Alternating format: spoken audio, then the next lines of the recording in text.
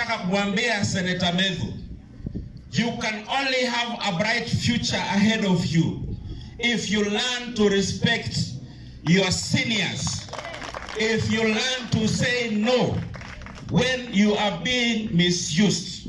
Senator Methu, umekubali kutumiwa na Rigathi Gachagua.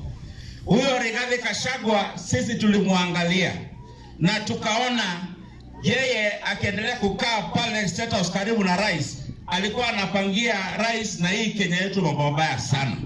Tuko na sababu tulimfukuza kwa sababu ya ukabila wake.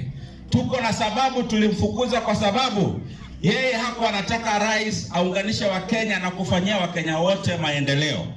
Yeye alikuwa anapinga hata hii barabara ambayo rais ameanzisha ya Rironi Mau Summit mpaka kuja kufikia huku.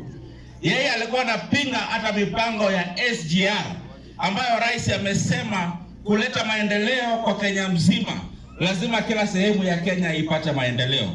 Sisi tunasema kama wana magharibi, kura ijayo mwaka wa 2027 tutajitokeza kwa wingi na kura zetu sisi sote tutaiweka katika kikapu cha rais wetu, Rais William Ruto.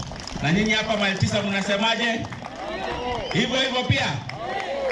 Alafu kuna shughuli muhimu ambayo inaendelea hapa Kenya.